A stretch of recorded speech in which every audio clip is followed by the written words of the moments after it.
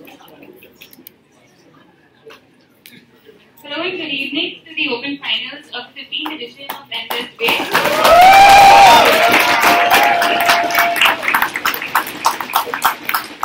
I'd also like to congratulate both the teams that have made it to the Open Finals. We have Ramjas on government and we have RVCE as well. I'm Sriti Father and I'll be chairing for today. And on panel we have Ambit, Basu, Dubey, Aditya Srinivasan, Pankaj, Isha, Kabir, Mena, Mani and Arthur. The motion for the House today is that this House supports the construction of science as situated knowledge. I'd like to now call upon the Prime Minister to commence his case on side government. Here we go.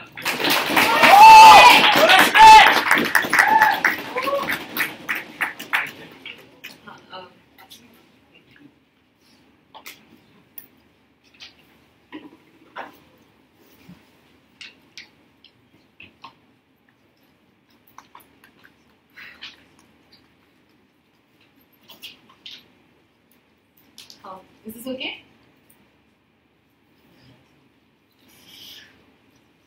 Madam Speaker, what we seek to do here today is to turn the myth of the scientist into a truth of privilege, into an acknowledgement of the fact that all scientific research, all scientific outcomes also come from a position, specific context and are derived out of a privilege. Right? Before we move on and tell you why we need to do that, we need to understand what we mean specifically by science. We think science is something which is a system of knowledge that follows basic scientific principles in terms of like a principle of observation, a principle of experimentation and how it arrives at its outcome, right? Now, in that, we think we include things like biology, like psychology, along with chemistry and physics, right? But what we need to importantly understand in this debate is that ideas that are immune to a context, ideas that don't derive from a context of, like, from a context do not fall within the paradigm of this debate. Therefore, we're not arguing that, like, hey, gravity is false and gravity doesn't exist because it's immune to context. We are arguing the specific ideas which are based on context, ideas which base themselves on human beings in context of natural context are things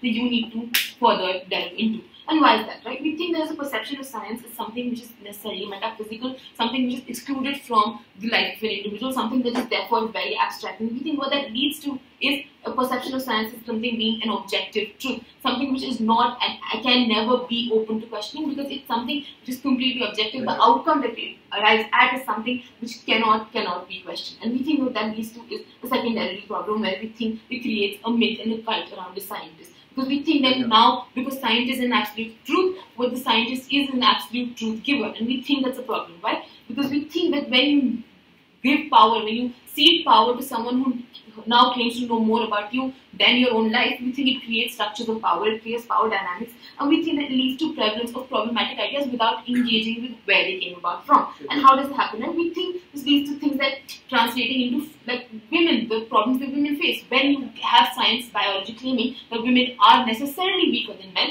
we think that what it creates is a situation where since the scientist is so objective, since the scientist is above all, it leads to a situation to even women to internalize that fact. Therefore, women by birth claiming and believing that they can't play sports, women believing that I can't be strong as my brother, as strong as my brother. We think that that kind of power dynamic which allows scientists to claim it, allows scientists to assume a position of precedence over you in respect to what they know about your life is something that we do not want. We don't want internalization of problematic aspects like this because we think that really happens. Right? Secondarily, we think that what it leads to is contextual application of knowledge.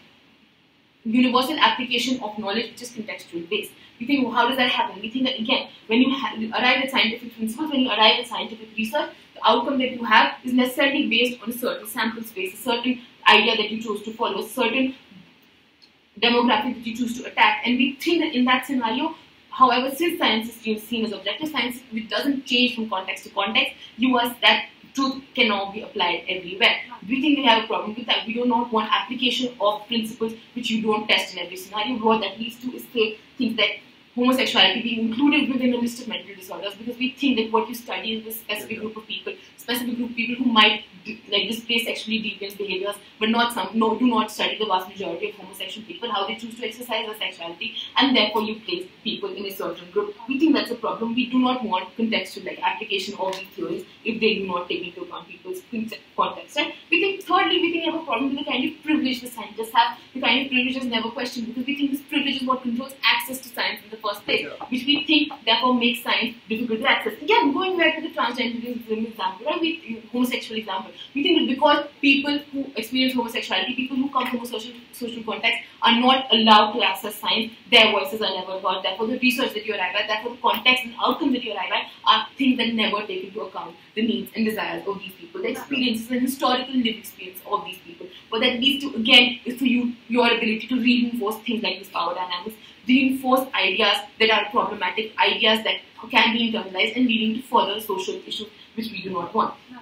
Thirdly, now we come to talk to you about why this deconstruction is important and what the outcome of it is. We think deconstruction of science at the very basic level leads to a perception of science not being the absolute truth. The denial of this sort of objectivity leads to people gives people the ability to question a scientist. Because now a scientist isn't someone who knows everything without question.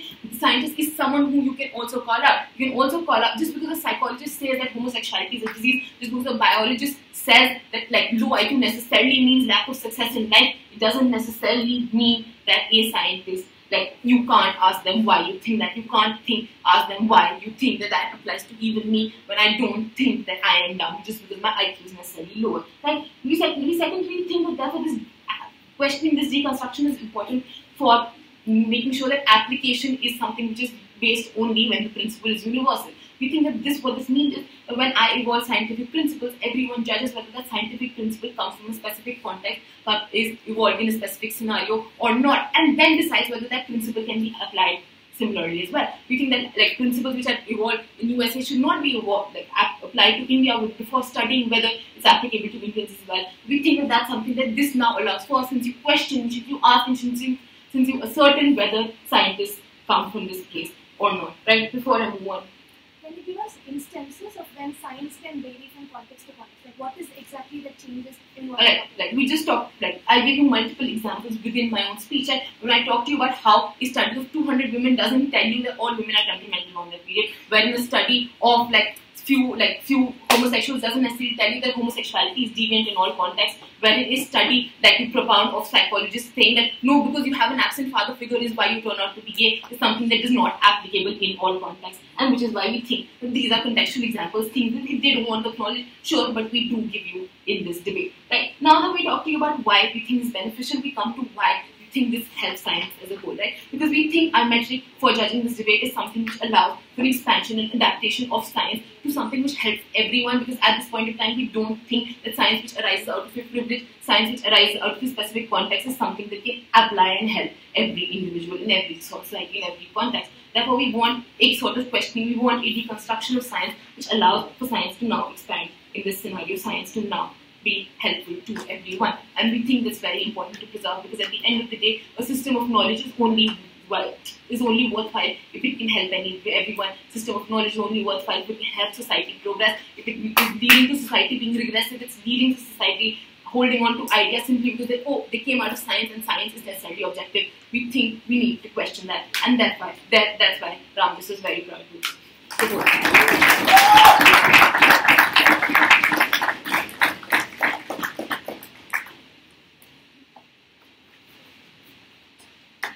We thank the Prime Minister for that speech and now call upon the leader of opposition to commence based on side opposition. Yeah.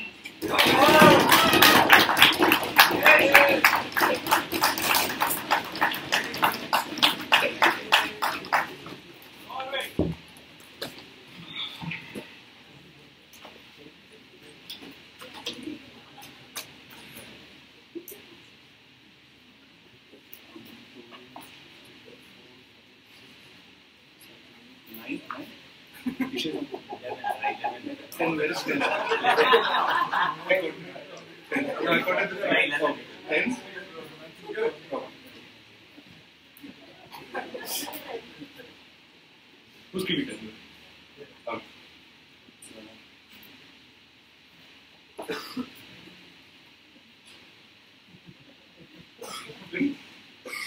Am I audible? You should put the Is this better?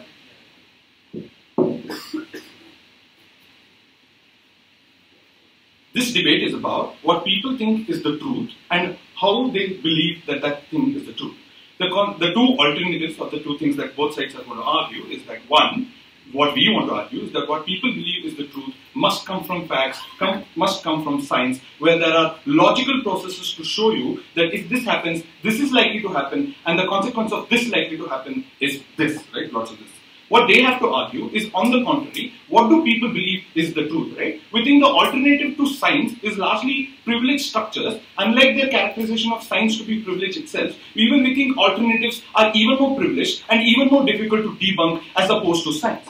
It's ridiculous for them to argue that science has a privileged standing and whatever science says is the ultimate truth. Unfortunately for them, science itself questions itself time and again and debunks the theories that it thinks are wrong. We think science is subjected to things such as peer-to-peer valuations. We think in those regards, even the context of those researches also have certain standards to maintain, also are questionable to that extent. The validity of a research that has a test subject of 200 people is not as much as the validity of research that has countries by and large, or much more larger numbers of people. Because even within science, whether you tell a particular fact is more valuable than another contradicting fact within science itself is questionable and can continue to be the question. For 400 years, people believed Newton's theory of gravity was the absolute truth until Einstein came and said, no, that was shit, what I'm saying is right, and that stands till this day until somebody else comes and breaks that particular thing.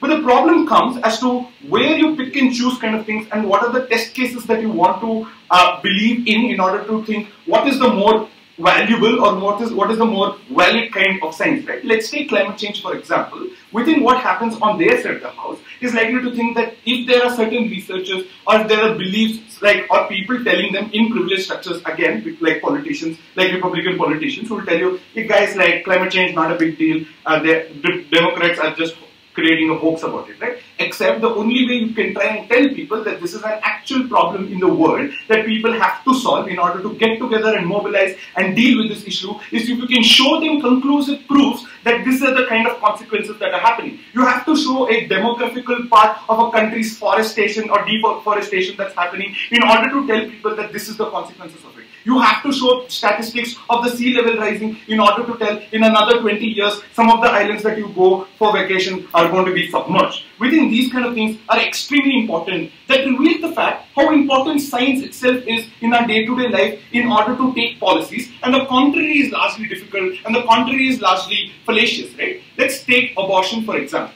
The major problem with abortion by and large is at what point of time does the conception of life start. We think this idea of when life starts in the womb largely impacts the kind of policy that around abortion you're likely to make. Without knowing at what point it happens, and likely left to other kind of privileged structures such as religion to tell you at what point life starts, we think the thing that people are likely to believe in are going to be largely problematic. We think in order to deal with these kind of consequences, whether it's beneficial for women or not, to an extent where you have to know conclusively at what point of time this happens.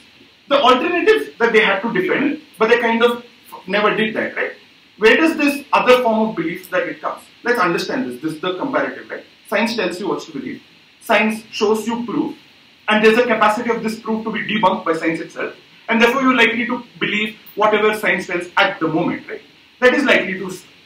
And the comparative with that particular concept is what people are likely to believe in and how are they going to believe in particular things and where is that belief in what truth comes from, right? Largely two things. One, religion, and unfortunately two, culture and largely men in society themselves, right? Within these kind of things, at a point where science or what is truth becomes belief, there's no consensus of what you think should be what is more important.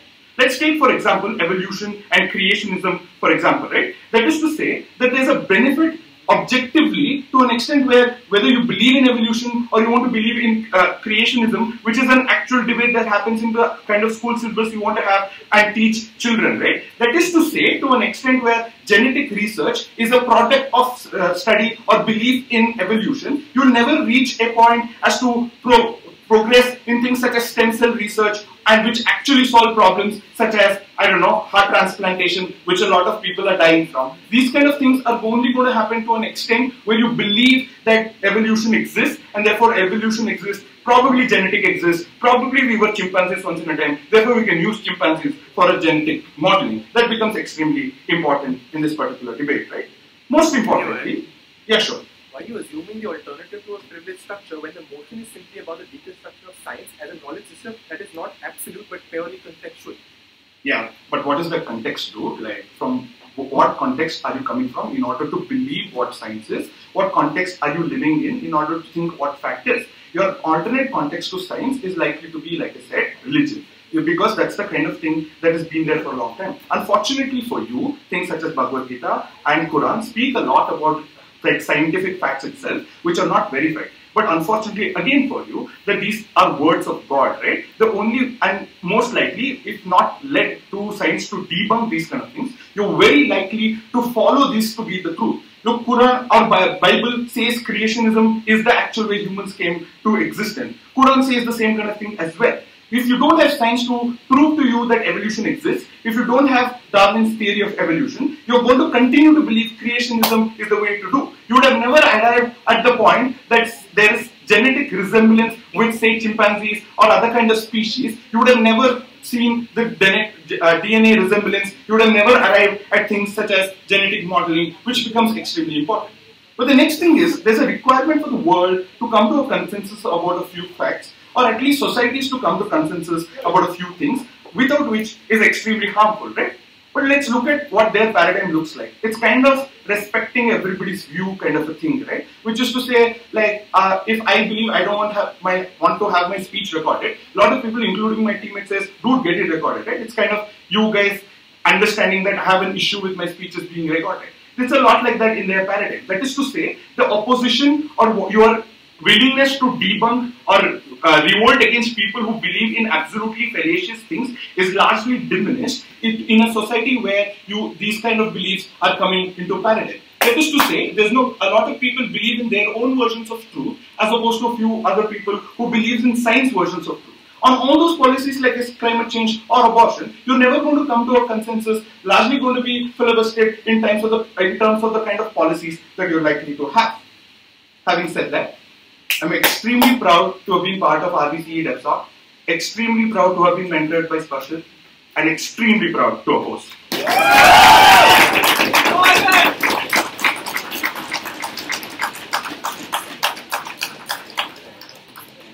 We thank the Leader of Opposition for that speech and now call upon the Deputy Prime Minister.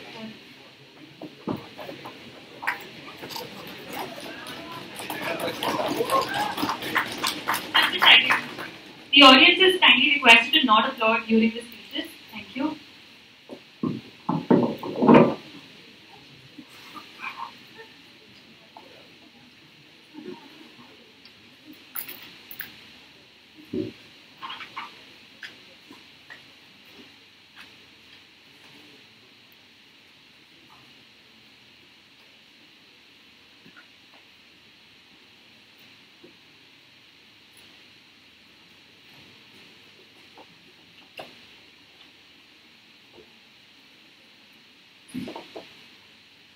Is this good enough?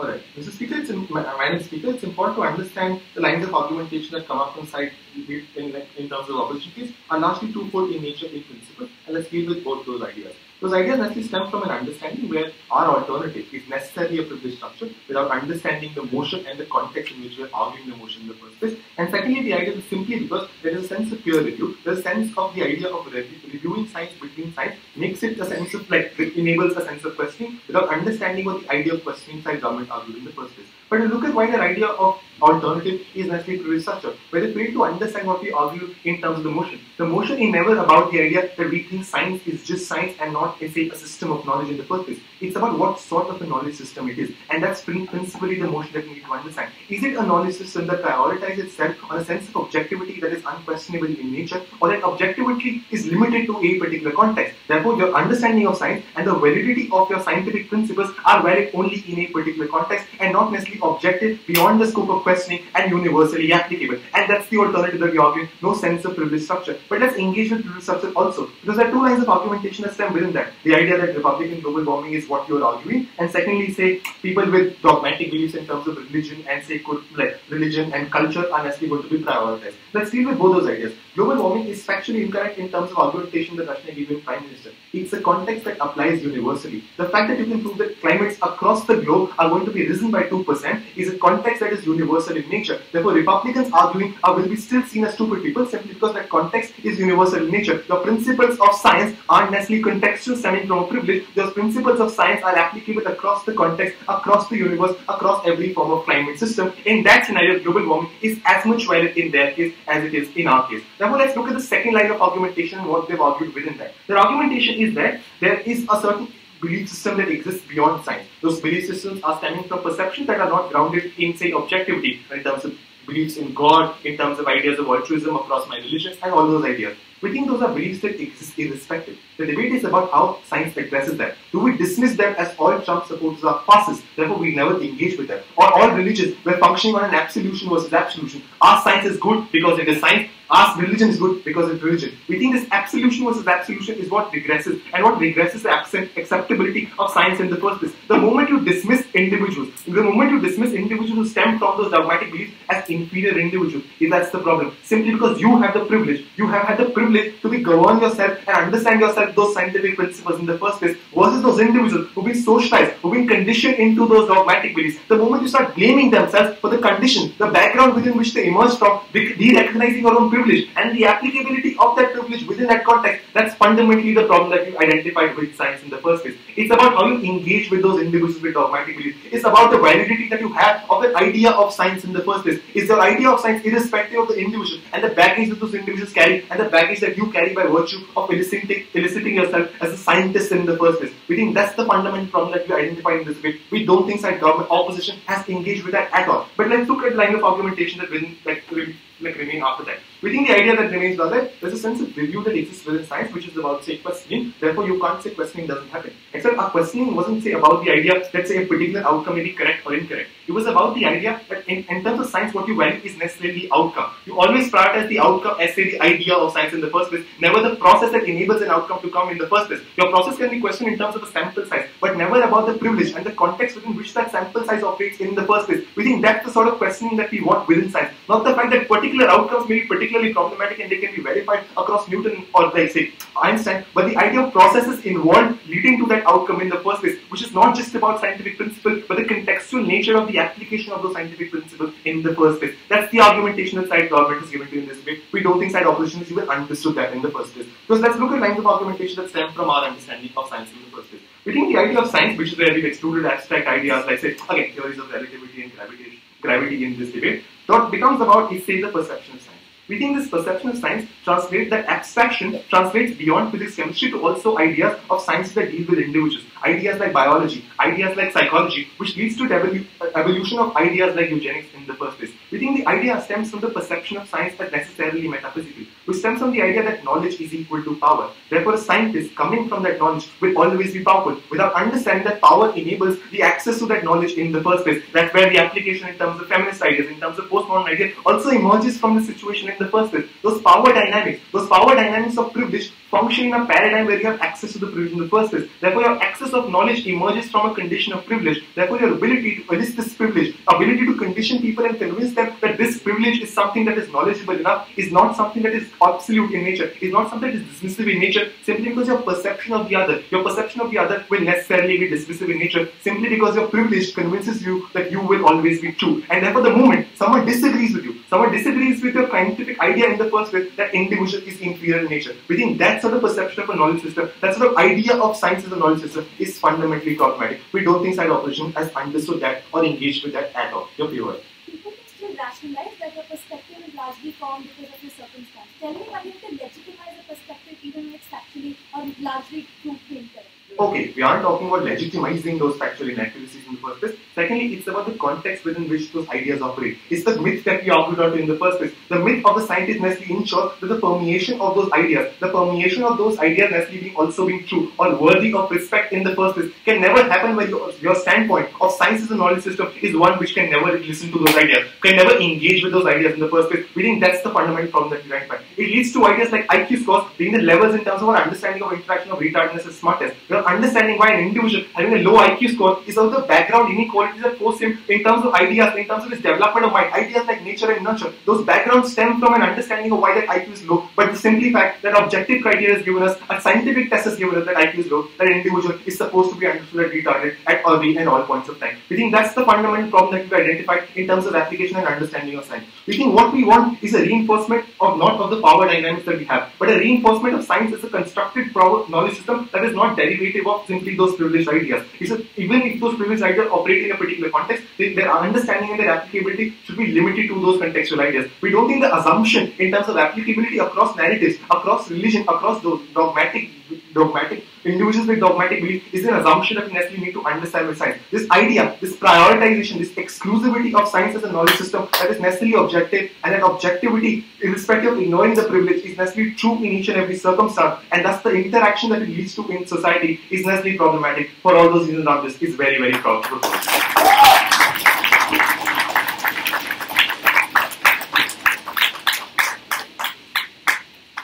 We thank the Deputy Prime Minister for that speech and now call upon the Deputy Leader of Opposition.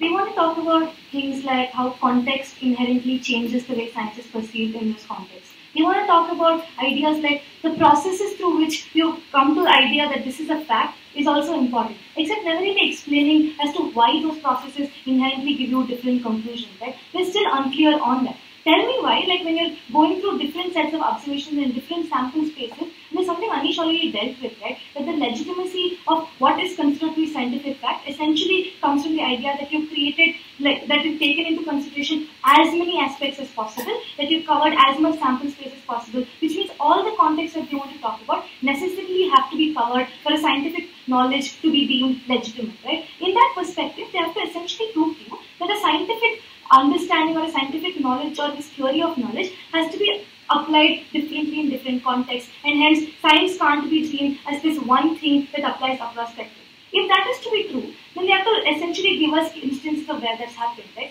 We asked them that. To which the response was simply this, right? They talked about things like homosexuality being deemed as something that is evil and in some societies. Again, understand this does not stem from a different notion of how to approach science. It largely stems from things like religion, which Anish already spoke about. It largely stems from ideas that society already has because of the kind of societal structures that they live in. And to which his argument is simply this, right? That look, when you go ahead and criticize people and call them inferior to science because you hold different like moral standards or different scientific standards other people, that makes them feel bad and that sort of pushes their ideas down. Except understand this, right? People often can rationalize the idea that people come from different backgrounds and hence their perspectives vary. Which is to say that criminal justice system, if you look at it, can be applied differently across different spectrums as well. Which means when a person is in trial, I can often rationalize the idea that the reason he committed a crime is because he comes from certain circumstance as opposed to him coming from certain other circumstance, right? Which means the proportionality of response or the proportionality of punishment that I give to him is also largely dependent on context. Which means that these sort of things are possible in to differentiate concurrently as well. But what is not possible is when we're talking about things like science, it's often not possible to say that this doesn't apply in some other standard because we still can't conceptualize what that looks like because they've never really provided us any instance of when that is applicable, right? But more importantly, what is the harm of allowing this notion to persist that we should accept all sorts of scientific principles irrespective of whether a larger society should buy into it or not? The problem is currently what we see happening with the abortion debate, right? Because it's essentially a grey area that nobody can really talk about about where conception starts at any point of time, which means we essentially live in their world and their paradigm where people believe certain things in different contexts. Which is just some people believe that conception starts at a certain point and hence don't think that like abortion should be legalized in that scenario. In that instance, if we continue to live in that world, even if we reach a point in say 2050 where we can figure out where conception has started, it's difficult to delegitimize these people because they consistently say that look, given that science is science is something that is contextual anyway, I'm not going to buy into your idea. I'm going to continue discriminating against women, right? And I think that's largely the problem. We think given that these sort of things are the reason why we need to have an objective standard of science, they fail to show to you as to what are the unique benefits of it, right? Because we've already told you that the beauty of science is simply that it can disprove itself at various points of time. For them to argue that, look, science comes from a perspective of privilege, which means anything I call scientific automatically is an objective value and hence removes any other perspective from coming. We don't see what's a bad thing in that, right? Given that science has gone through a lot of analysis or a lot of testing as to why it necessarily is the true thing. We don't see any objective benefit in questioning something that has gone through a rigorous process of peer reviews, rigorous process of different contextual experiences, whether it applies equally everywhere, right? This is where Anish talks to you about the benefit of the entire world understanding and relying on some things being objective, right? In a world where most things are considered to be subjective, where modality in fact is even subjective across various spectrums, we think there's a value in larger community agreeing on certain things as universally applied, right? We think there's a value in mobilizing people to certain causes, things like climate change, which they dismissed of. The reason nobody can agree is that even with sufficient analysis of facts, people still dispute it because they think that the priority given to certain facts is more than they should be currently in climate science, right? Which is the reason why people still continuously try to debunk it. Except in a world where they say that different priority of different statistics can be allowed and two different models can exist, we think that's a larger problem because you can never mobilize enough people around the cause of climate science, which means it's going to be much harder to save human race from existential problems like temperatures rising all around the world, because we now live in a world where different formulations of science are legitimized equally and most of the time is wasted in you arguing with each other of whether I should listen to you or not. Yes. If you're assuming that all science is contextual in all respects and absolutions, do you think there's any exclusivity to situational knowledge or this notion even? Look, that's the thing, right? If the only thing you're arguing is science can be applied differently in different contexts, and your examples, okay, I'm going to deal with your best example, right? Like where you talked about things like IQ automatically equating to you being dumb and nature versus nurture, right? Look, understand this. It also helps us when you have an objective standard where you think that people who have a lower IQ have a higher problem when it comes to dealing with the world. Which means it's easier to help them in that particular scenario, right? It's easier to understand that these guys are the ones who need more nurture than what has already been given to them. And we think we're able to base our observations on that as well, right? So that is to say that if you live in a world where everybody is considered to be equal irrespective of their IQ level, then it becomes harder to help these people in the first place, right? You're able to categorize to solve some problems in some instances in order to help them become better. Even there are other examples of things like women are considered weaker than men. We think that also becomes important in the sense that given that you have a large sample space where generally women have lesser physical strength than men, and that's the basis on which you do it, these are still debunked currently when women join things like army forces, join things like Navy SEAL, and try to debunk that actively, right? But the point is, on a larger proportionality, on general understanding of simple statistics, it's more likely that women are physically weaker than men, and we're happy to have that in the current context, right? Because we also think it helps to understand that certain women can't face, most of women can't face the kind of rigorous things that men can face, and hence we pass laws differentially according to that, and we're happy to have that, right? Because we think classification in and of itself cannot be deemed as a bad thing, because classification allows you to treat people differently based on their abilities, and we think that's beneficial to a large extent, right? And more importantly, when we spoke to you about the idea of getting people to believe in one particular thing that's been extremely critical, they never argued to you as to why that's unimportant, right? Because understand, even in cases of things like abortion, it's very difficult to ask for women's rights later on when you legitimize both instances as being equally important, right? Which means that the woman can never ask for rights to say, I have a right to abort, because there's another conception of science which tells you that conception happens at a different point of time. We think these are real tangible harms that affect everyday individuals. We're very, very proud of.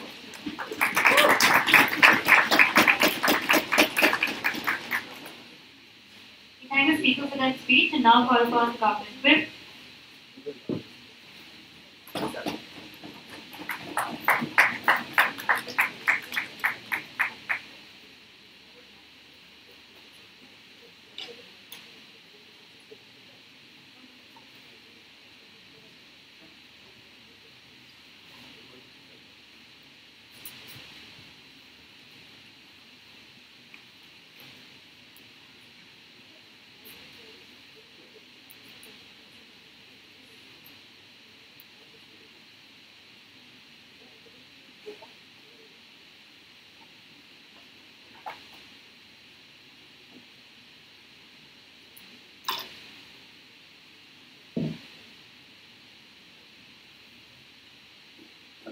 Madam Speaker, this debate is more than about science and what happens within the realm of science. It's not about whether we go ahead and have this questioning within science or not. It's about whether can we revisit the relationship that science enjoys with society and the power dynamics that science has in society. It's when you reconstruct science as a knowledge which is based out of certain context, as a knowledge which is based out of certain ideas, only then can you engage in the kind of power dynamics that science enjoys. Which is why the first line of our debate is when we aim to translate the myth of a scientist to the truth of privilege. Therefore, it's not about what this person believes in that therefore becomes science for him. It's about what is the kind of science and where does it come from, and the inquiry into that and the inclusion of that individual and that context that individual is based in. It's the kind of inquiry which science has with the society, and therefore we aim to debunk the myth of the scientist. But what do they say, right? They say in her speech that the idea of science and every scientific fact is taken through other contexts and therefore is proven and is conclusively through different contexts. If that were the case, there wouldn't be a motion about this idea. If that were the case, there wouldn't be an idea that science can be judged relatively through different contexts. The science can be judged as something which does not have the kind of power that you see in a certain context. Because this debate is not about specific scientific studies and specific scientific ideas which exist within the realm of science. It's about the value of those studies and the interaction they enjoy with the society and how the society has viewed them in the past. Because easily you can say that the idea that men are stronger than women is because science says so, and the idea that because science says so is necessarily what we do to legitimize everything we want is as a society. Because what we aim as side government is to death child the idea of science because it runs in a tautology, because science is science and is the absolute truth, therefore we go ahead and accept it as the absolute truth. We think science pervades that idea and permeates that into society, and that necessarily dictates the kind of interaction that you have with society, which is where we come to the idea as to why the society feel that way, right? Because that's the idea of dogmatic beliefs. The idea of dogmatic beliefs is when they say that people prioritize dogmatic beliefs, and in a scenario where we necessarily reconstruct science as something, you're more likely to buy your dogmatic beliefs. Except we prove that's not true, right? Because the idea of dogmatic beliefs and why people are more keen to buy into their dogmatic beliefs is coming out of the idea that the power that science enjoys in society, which is what Trump plays to. Trump plays to the idea of this slave morality wherein we collectivize on what is everything bad for us, and therefore we oppose the idea of science because science is not engaging with us. We think science is now seen as not engaging with the society, thereby creating an interaction which is not really equal in a manner where it does not understand certain relatability and certain context as to what the science do for you, right? Because the idea is, and when they say that if you have IQ, therefore you can help the kind of people because an objective metric to view that IQ, except that help necessarily comes about that help necessarily comes about in certain individual scenarios, not necessarily understanding the larger kind of idea which IQ entails, or why the nature nurture debate exactly comes about. But secondly, not right now, but secondly, on the idea as to that help necessarily comes from an idea where you consider yourself superior to the kind of situation you're studying, where you consider yourself superior to the kind of context you're studying. Therefore, the help never comes about. It's about viewing the other person as inferior. It's about viewing the other person as inferior because there is an objective metric to do so, to view them as inferior. We think we have a problem with that because that creates an understanding of what science is and what science ought to be, and therefore necessarily not questioning the idea as to what is the kind of power it enjoys within society. Pure. Just give me an example as to how that existing thing, what we believe in, how your paradigm shifts that fact or information of science and make people believe in something else. I think we've given multiple examples, but let's just give one more example, right? The idea of a nature-nurture debate. The idea is that nature is always seen as constant in determining how you are seen as a person. But the inquiry into the context of the nature is never looked into. The inquiry at the context of the nature, that context of nature is necessarily born out of certain social interactions, is born out of certain ideas where you have two individuals who come together to form a child but are coming from different social interactions, and the context, you're looking into that context as to how science is becoming more relatable, because nature is never or should not be considered constant in a manner where you have different ideas, different social interactions regarding the idea and the debate about nature. We think nature should never is never seen constant in that scenario. But what do we tell you, and what are the outcomes? They don't engage with that, because what they do and what the limit is necessarily to the idea that science is science and therefore we want to win this debate. We don't think that's true, because questioning happens either way within science, because the idea of facts and using those facts within certain immune scenarios of global warming, of when they say that the idea of gravity, we think those exist within science regardless. It's about what is the interaction, which is why we come to the outcomes as to why this is necessarily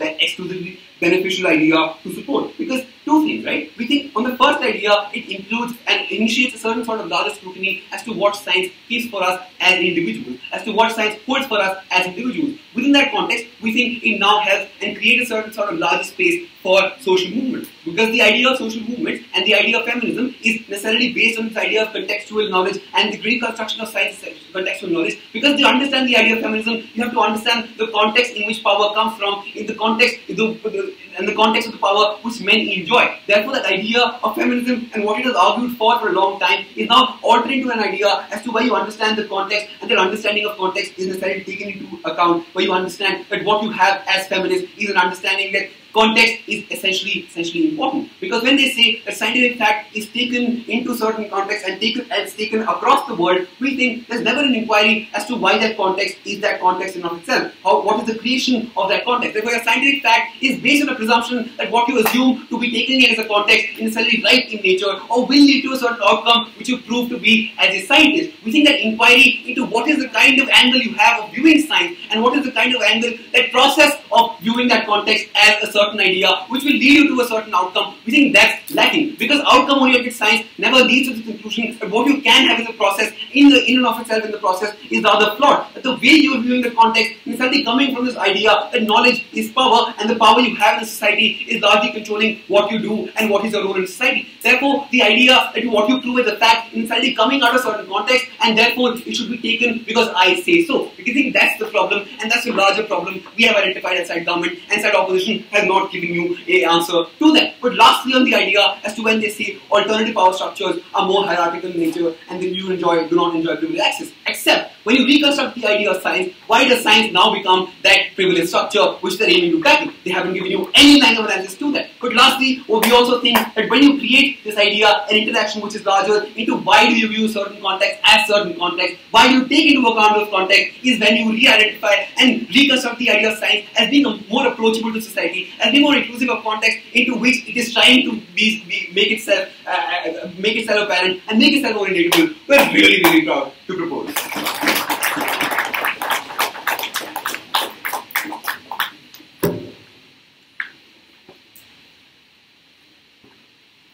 We now call upon the opposition with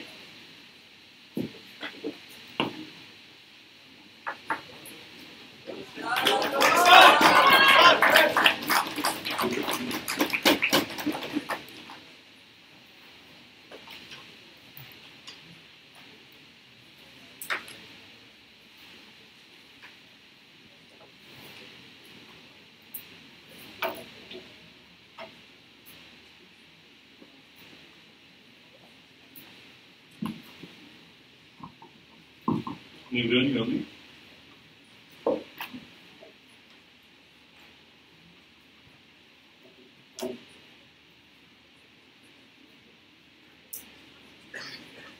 We understand it's a tough motion to come in this debate, but that does not mean you can make the debate about something that it should not necessarily be about, or take a huge, less amount of burden for you to necessarily prove nothing at the end of the day. Just think about it. All they try to say is that, oh look, we're giving too much importance to science, it's bad. That's literally all they've been whining about for the past 3 speeches, right? We believe that the idea of science encompasses the ability to question, which prioritizes exploring different possibilities as well. simple example is that when you think you're saying an algorithm to like program this AC, you don't just think of the first one and the second one. You obviously go to a quest where you try to find the best one for this particular situation. And in a situation where someone tries to find the like even better one, you naturally tend to use that. So we don't necessarily see in what like context, like this definition of context has not been mentioned across 3 debates, right? We realize that in these situations it's very hard for them to like prove, and they have failed to do this, is as to why this extra legitimization of this like idea that, oh, science is too great compared to others, improves any problem solving, because there's nothing tangible that they're necessarily spoken about at the end of the debate. They don't tell us the added benefit that comes apart from saying there is naturally a problem. But the harms that we necessarily spoke about that they had to deal with, right? There's huge amount of inertia for any kind of consensus that is required on any problems on a global scale. The worst thing that we can do to this is to be able to like, give people the idea that, oh, this might not be the only solution to it, I should always keep thinking about ideas, which I think is a problem. Because if you live in a world of their world, where the trend is to automatically and like largely say that, oh, this is one perspective of what might actually be true, we think it's a huge problem that necessarily happens. Because we can never decide on what exactly should be the solution or what exactly is the problem in the first place. Because like global issues or like very fundamental issues that affect us in everyday life, things like health, things like abortion, things like climate change, etc., which we think is a huge problem. Because their model any problem like never gets solved. Because their move is essentially this. That, oh look, that means we have X data and Y data. Their move essentially says is to label them as, oh, this is one perspective, hence they are equal. But that's not how the real world works. The real world works requires you to be able to collect all this different kind of information, etc., and be able to compare them and decide that which one is objectively the better for the kind of decision that you're necessarily doing. And this is like instrumental in every application that you necessarily do. This can't be about, like, this debate is not about dreams that, oh, one dream is maybe as good as the other dream. It's about things that you actually take decisions in everyday life. Just look at your sheets, they've not proved anything apart from, like, just saying that it's bad, right? So we think that life is not just about thinking about ideas, which they probably did in prep time, but it's also about trying to think about the outcomes that are necessarily going to come, like the fact that RV is going to win this debate, clearly. But finally, this idea of saying, oh look, nature versus nurture,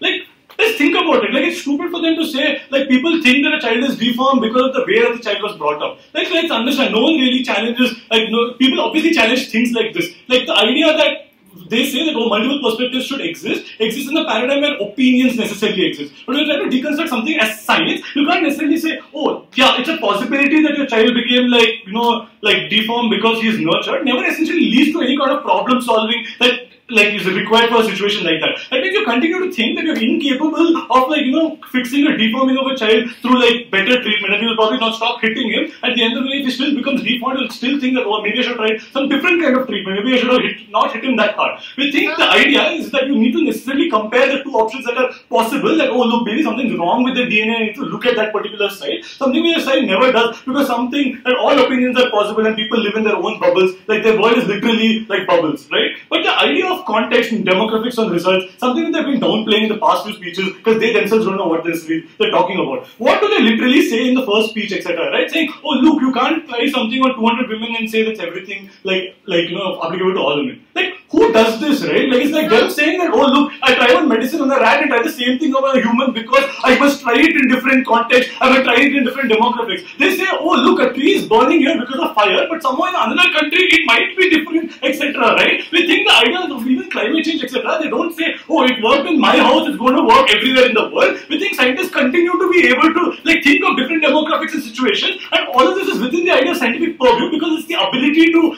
prioritize which is the best opinion possible, and there is a race that exists towards finding the best opinion that's necessarily possible. They necessarily need to prove to us as to why in their move problems will necessarily get to solve on this account as well, they necessarily fail. I think you're pure. So in a scenario wherein you want science to trump dogmatic beliefs, how do you do it without engaging with them and believing that I have absolute truth, therefore I don't have to talk to you at all? So in their idea, the moment you don't they think that our model is one scientist like looking at a wall and just shouting to himself all the time, right? We don't necessarily think scientific development works in a way where you don't it's too much of a burden for them to say that, oh look, scientific discussion in your model happens only with yourself, never happens with anyone else because somehow you are like some kind of privilege that therefore you never actually look up to others, and therefore you never are entertaining the other form of opinion. We don't think they've proved that, anything that's super fallacious. Because all they want to do is pull down science, right? They think that like right now, and this is like literally what this speech has been about, is that, oh look, science has been given a disproportionate amount of importance and therefore there's something, a huge problem, and then necessarily needs to be fixed. Let's understand why science is given this much amount of importance. It works. Like, science has, through generations, has shown us that there are certain facts, there's a certain procedure in which we necessarily achieve these kinds of goals, and it's easily possible to get these kind of outcomes. The reason why science is always prioritized over hearsay or religion, etc., is because over long, centuries of trial and error, it's actually shown us this one thing that actually works. That doesn't mean that everything that a scientist says is automatically believed to be true. Because a scientist still, when these outcomes are not necessarily happening, is still open to the kind of different opinions that might come, because he's not reaching that idea of like what a science is supposed to deliver at the end of the day, which is the idea that some success is coming out of it. So we don't necessarily think that at the end of this debate, they have proved to us as to why, in their idea of dreaming, when you think of multiple ideas and give them equal purview, is going to prove beneficial on any account at all.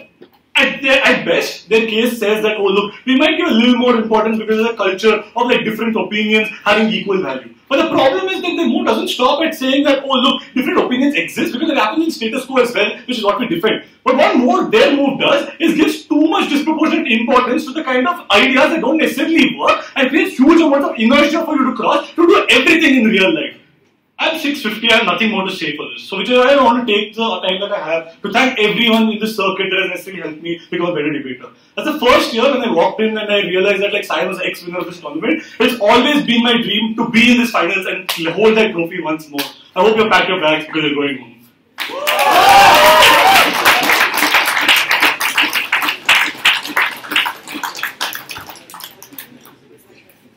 Thank the speaker for that speech. It's called for the opposition to rise.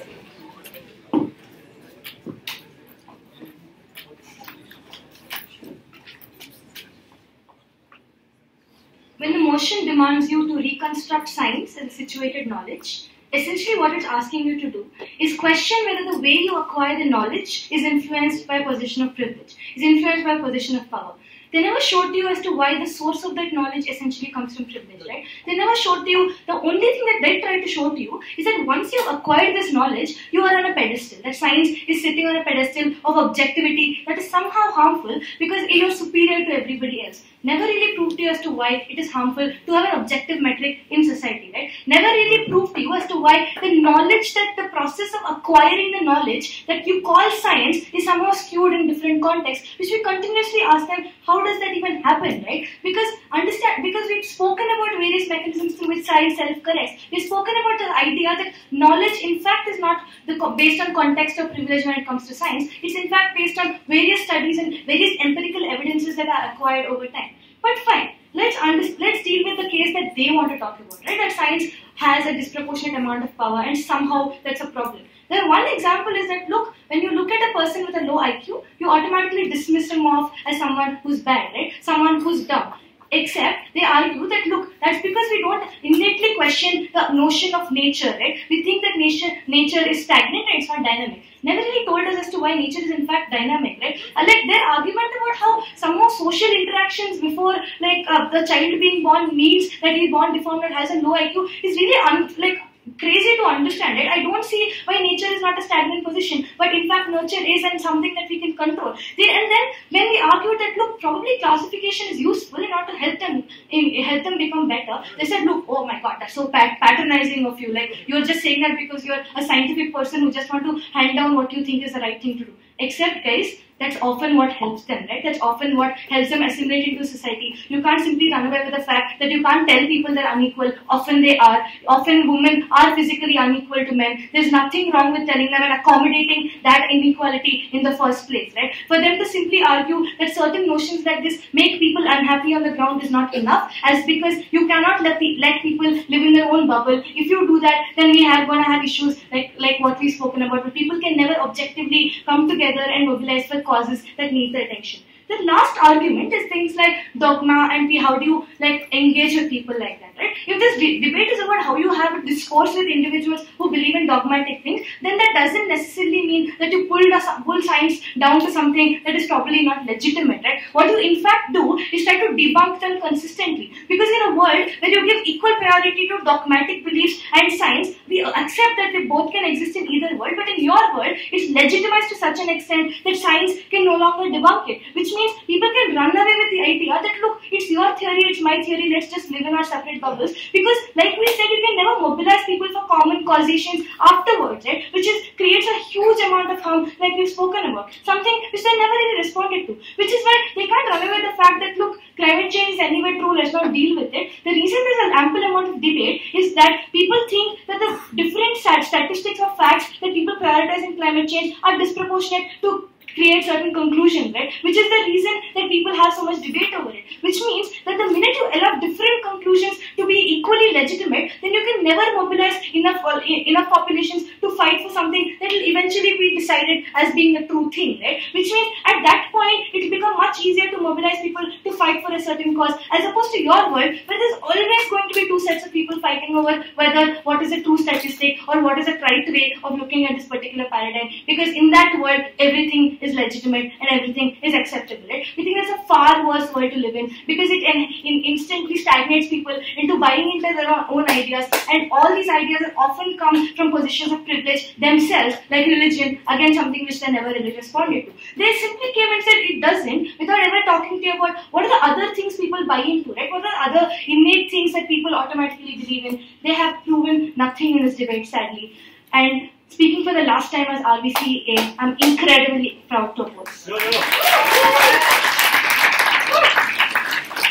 We can speak up with the speech and follow on to speak up with the government reply.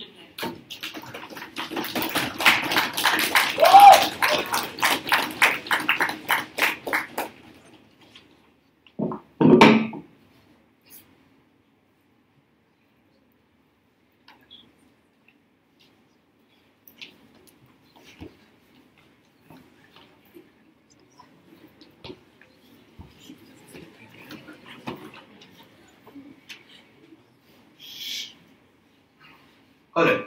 Madam Speaker, in a motion that reads, this House supports the construction of science as situated knowledge, you need to understand that the debate is beyond science and beyond side opposition also. Because let's look at their understanding. As much as they might want to ejaculate to ideas about air conditioning and research about air conditioning, particular experimentation and scientific ideas itself, you understand the debate is beyond that. Debate is beyond that. Debate is beyond whether a specific scientific study can be questioned and peer reviewed or not. The debate is about whether the relationship of science with society can be reviewed and questioned, and should it be in the first place or not. And that's what we need to understand this debate, and that's why their analysis necessarily been regressive in nature. Because what do we understand by situated knowledge, and what does the burden on side of government fall in that scenario? It basically, in terms of context also, it's about what is known, and the way it is known is necessarily derivative of context. And that context, in terms of the perception of the knower, will always be one of privilege. And that's necessarily what we want to prove in terms of perception and construction of science as a knowledge system as necessarily being problematic. And why do we do that? And why do we need to do that? Because science as a constructed knowledge system on that idea is necessarily creating more problems for itself in terms of what it wants for society. Which is where we take the op-best case. What is the op-best case? The debate is not just about whether science as science within science is good. It's about science as a knowledge system is good in terms of what it leads out to. Whether those outcomes being socially relevant are accepted in terms of their relevance. Whether those outcomes in terms of perception and engagement with science are as relevant or not. Therefore, in a scenario where we believe science is good,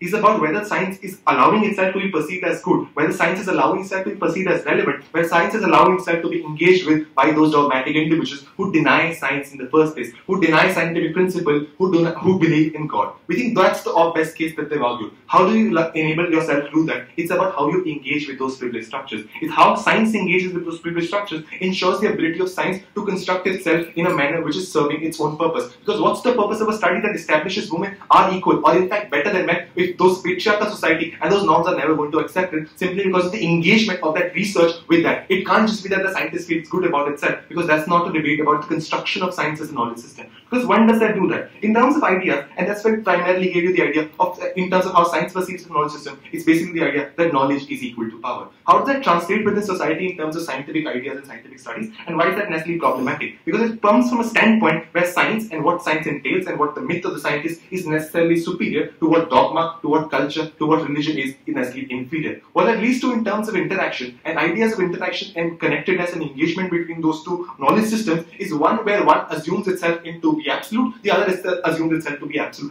Therefore, science seems to be reductive in nature simply because its ability to engage with its own context, its ability to engage with its own purpose in terms of constituents of this world, in terms of constituents of biology, is not determined simply because you aren't engaging them with a level where you're assuming them to be important, where you're assuming them to be one worthy of engagement in the first place. Because that's fundamentally problematic, which is what allows those dogmatic individuals to subsume themselves under the larger idea of slave morality, where Trump convinces them those scientists know nothing, those aren't people that we should listen to because they're so isolated from us, and therefore we should deny global warming because science privileges those ideas and science denies you that privilege simply because you come from a specific background and you deny yourself that privilege and you don't have that privilege in the first place. We think that's the idea we seek to deconstruct in this debate. How do we deconstruct it, and what's our worst case that they've assumed? One, global warming is denied, all context is already dealt with, and thirdly, like everything is okay and that's enough. No, everything's not okay because our understanding is simply that scientific principles are contextual in nature, not absolute in nature in each and every scenario. Therefore, contextual idea of scientific principle being valid is also there, so everything is not okay. But second idea is global warming is denied. We adequately established here the moment an absolution of a particular scientific principle can be proved, it makes it more acceptable because it's not saying what I'm saying is correct. What I'm saying is correct in this specific scenario, which I'm going to try to explain what's possibly going to be correct in your context as well. And that's how engagement fundamentally functions between two knowledge systems, where they cease to be antagonistic simply because one doesn't assume a sense of superiority over the other simply because of the privilege of that knowledge system in and of itself. We think that therefore the line of argumentation then becomes about how context is already evaluated, except context is always evaluated as the process and never the output. We think the context actually needs to be seen as the output, and that's should be seen to be studied in the first place. We think that deconstruction of context is actually important, never the context leading to a process that we can study. For all those reasons, Ramjas is very, very proud to win today.